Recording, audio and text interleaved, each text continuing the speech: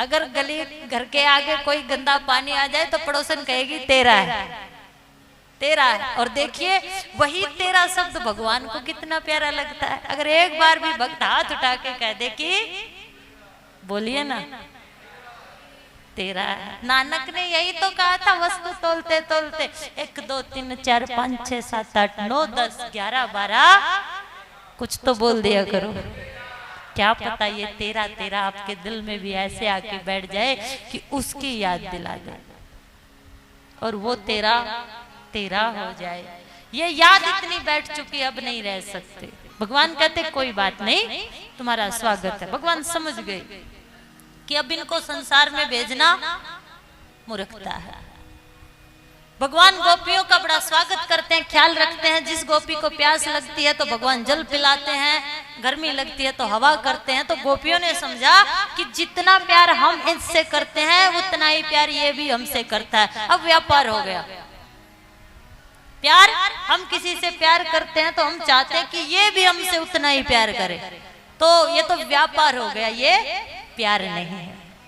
अभिमान आ जाता है कि मैं करता हूं, जहां मैं है वहां भगवान नहीं आते।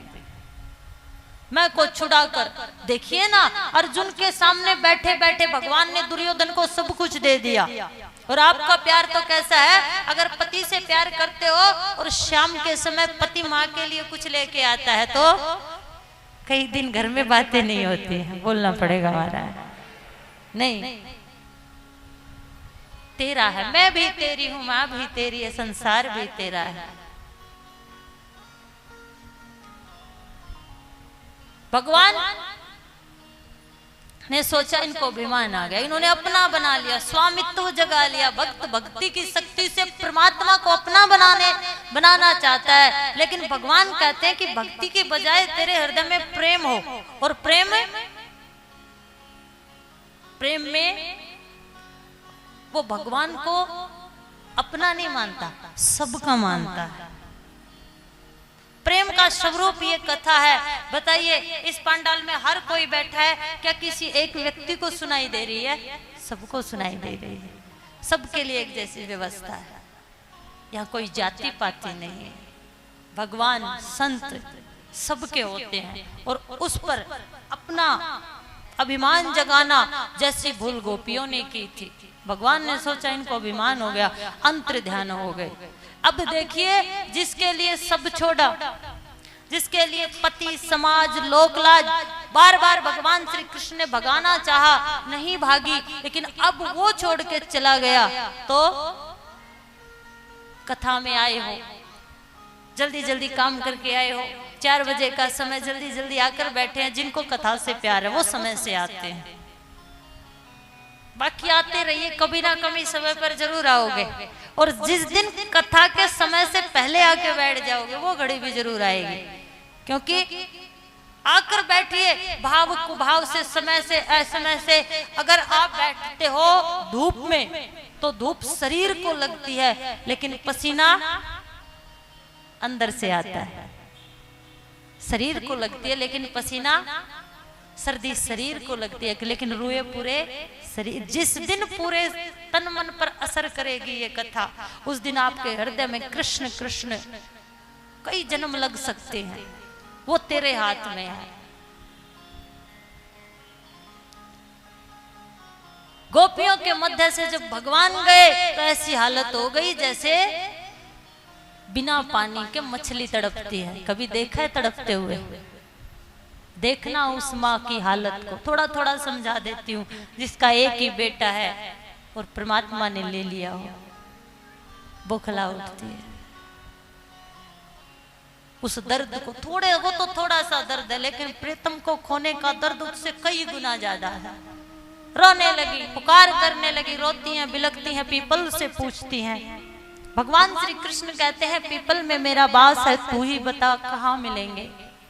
तुलसी से पूछती हैं। जब हवा का झोंका आया तुलसी हिलती है तो एक गोपी कहती है ये मना करती है, खुद ही प्रश्न करती है और खुद ही उत्तर देती है। ये प्रेमी की हालत होती है, खुद ही हंसते हैं, खुद ही मुस्कुराते हैं।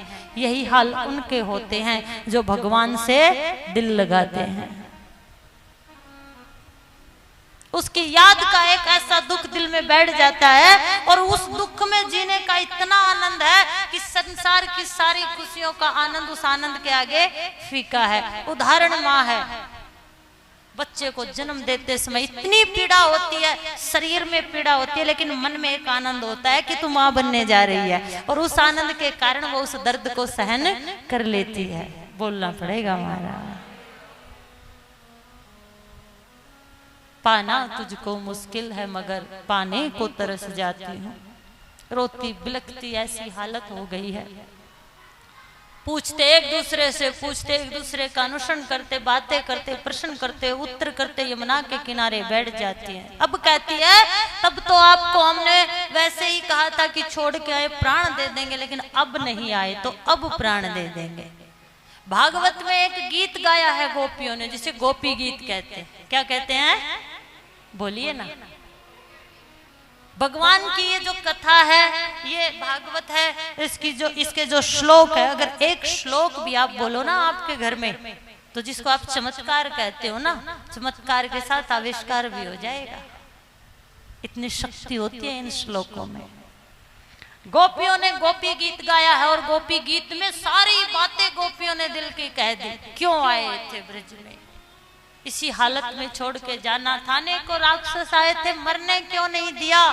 इस तड़फ तड़फ के मरने से तो अच्छा है एक बार ही मार दो, हमारे प्राण ले लो, लेकिन ऐसी हालत में छोड़ के मत जाओ कि मरते मरते हमें ये भान हो कि हम उसके बगैर मर रहे हैं। जान प्यारी नहीं, तेरे दर्शन प्यारे हैं, तू प्यारा है, एक बार दीदार दे दे, एक बार आजा, फिर भले ही ये प्राण ले लेना। और गोपियों ने गोपी गीत गाया है। इस गोपी गीत को रात्रि के समय बैठकर जो भी गाता है उसे भगवान के चरणों में प्रेम हो जाता है। और प्रेम और आस्था दोनों पर किसी का जोर नहीं, ये मन जहां लग जाए वहीं भगवान नजर आता है, वहीं भगवान। जो प्रेम की भावना आपके दिल में जिसके प्रति उठी है, वो किसी के मोड़ने से नहीं मुड़ेगी। अगर मैं कह दूं मोड़ दो, नहीं मुड़ेगी। जब आपको झटका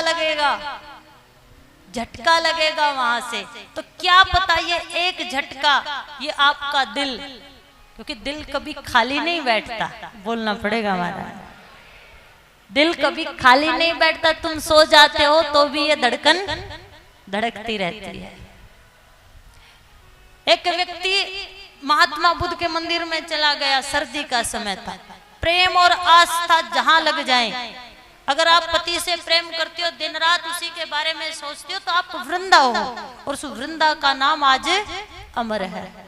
पति के प्रेम ने, अनंत प्रेम ने, उसकी सत्यता ने उसे भगवान से मिला दिया था। अभी अभी आपको कंजूस व्यक्ति की कहानी सुनाई, पैसे के प्रेम ने, अति प्रेम ने उसको भगवान से मिला दिया था। माँ यशोदा अपने भगवान को बालक ही समझकर तो प्रेम करती है। अरे पूतना जहर लगाकर सतनों से बालक समझकर ही तो भगवान के पास आई है। तो प्रेम और आस्था जहां जुड़ जाए, अब राम जानो आपकी आस्था, लेकिन आस्था जोड़ो और प्रेम जोड़ो तो उस प्रेम में इतनी अति कर दो जितनी उस कंजूस व्यक्ति ने की है, जितनी गोपियों ने की है, कि संसार हमें दिखाई नहीं देता, तू ही तू दिखाई देता है। अगर आपकी आंखों पर हरा चश्मा लगेगा तो दुनिया कैसी दिखाई देगी? बोलिए ना महाराज, थोड़ा जोर लगा के, मुझे ऊंचा सुनाई देता है। लाल चश्मा लगा दे तो दुनिया कैसी दिखाई देगी? पैसे का चश्मा दिखा दे तो दुनिया कैसी दिखेगी? अमीरी का पैसा चश्मा लगा दे तो कैसी दिखेगी? और प्रेम का चश्मा लगा दे तो दुनिया प्रेममयी दिखाई देगी। और जहां जहां प्रेम आपको दिखता है, भगवान श्री कृष्ण राधा से कहते हैं, राधे मैं प्रेम में हूं।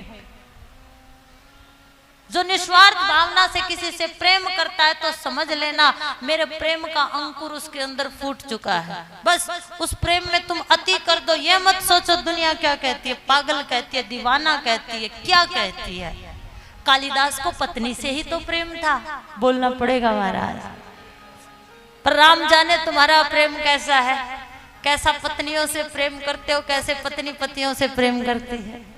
पता नहीं तुम्हारे प्रेम में खोट है, लेकिन जब तक प्रेम में चोट ना लगे आप प्रेम करिए, जिससे करते हो करिए, अति करिए, लेकिन जब तक चोट नहीं लगेगी। कालिदास के जैसे पागल हो गया, पत्नी के पीछे पीछे मायके चला गया, सर्प को पकड़ के कमरे में पहुंच गया, सबके ऊपर बैठकर नदी को पार किया। पत्नी ने जब जाकर सारे हालात देखे तो कहा, अरे मुझे पाने के लिए इतनी उत्सुकता तेरे दिल में, अगर ये ऐसी ही उत्सुकता भगवान के प्रति जग जाए तो तू जग में अमर। एक पत्नी गुरु बन गई। ऐसी चोट लगी कि काली से कालिदास हो गए। बोलिए भक्त वत्सल भगवान की।